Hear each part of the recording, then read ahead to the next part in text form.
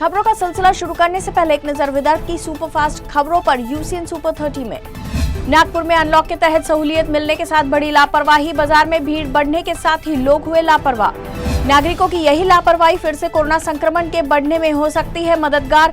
बाजार में social distancing और मास्क पहनना अभी भी बेहद जरूरी।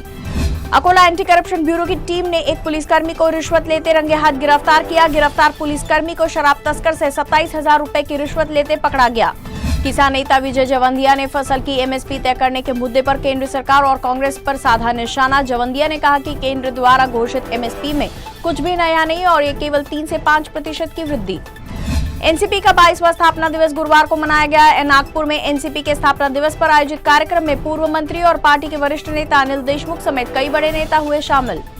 खरीफ फसल की बुआई की तैयारी में बैठे किसानों को बीज की कमी का सामना करना पड़ रहा। अमरावती जिले में महाबीज द्वारा सोयाबीन की मात्र 2 क्विंटल की बीज की सप्लाई किए जाने से किसान मुश्किल में।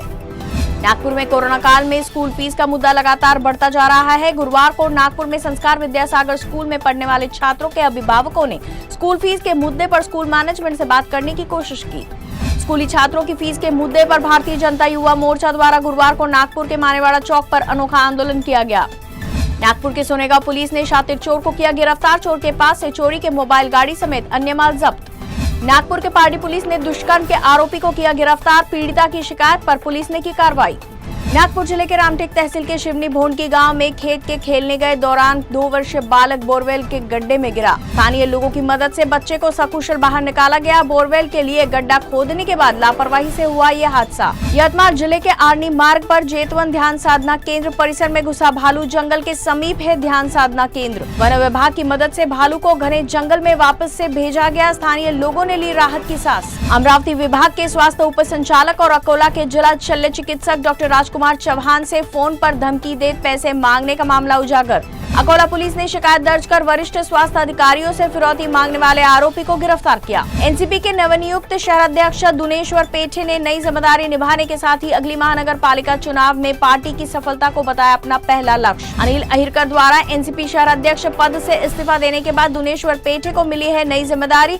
दुनेश्वर पेठे ने नागपुर शहर में एनसीपी की स्थिति को और मजबूत करने की कही बात। नागपुर जिले के काटोल तहसील के डोरली भिंगारे गाँव में एलपीजी सिलेंडर के गैस लीक होने से लगी भीषण आग। 3 घर में लगी आग। अग्निकांड में लाखों रुपए का सामान जलकर बर्बाद। आग में कोई जीवित हानि नहीं। वर्धा जिले के आचार्य विनोबा भावे हॉस्पिटल में कोरोना के इस संकट काल में पहला ऑर्गन ट्रांसप्लांट किया गया। कोरोना संक्रमण की वजह से पिछले कई महीने से ऑपरेशन नहीं हो रहा था। वर्धा में एक मरीज को नागपुर के ब्रेन डेड एक शख्स की किडनी लगाकर नया जीवन दान दिया गया।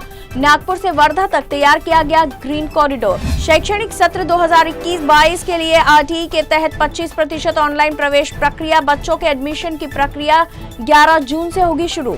अमरावती जिले के 245 स्कूलों में आरटीई के तहत बच्चों का होगा एडमिशन। पहली लिस्ट में 1980 बच्चों का समावेश। विदर्भ में मानसून के आगमन के साथ ही अब गोंदिया जिले में झमाझम बारिश। जोरदार बारिश से तापमान में गिरावट। मुंबई उच्च न्यायालय की नागपुर खंडपीठ में लंबित सोनेगांव के एक हत्या के मामले में जुड़ी याचिका में राज्य के पूर्व मुख्यमंत्री व विधानसभा के विपक्ष के नेता देवेंद्र फडणवीस ने मध्यस्थता अर्जी दायर की। अर्जी में फडणवीस ने कहा कि ये याचिका पूरे उद्देश्य से दायर की गई है और याचिका में उन पर लगाए गए सभी आरोप झूठे हैं। वर्षों से जाति पंचायत के बहिष्कार का दंश झेल रहे शख्स की मौत के बाद आखिरकार पुलिस ने जाति पंचायत के सदस्यों के खिलाफ शिकायत दर्ज की। चरपुर पुलिस ने जाति से बहिष्कार का फरमान जारी करने वाले 7 लोगों पर एफआईआर दर्ज कर जांच पड़ताल शुरू की। नागपुर जिले के खापरखेड़ा पुलिस थाना अंतर्गत एक शख्स की हत्या, घर में ही मिला मृतक का शव।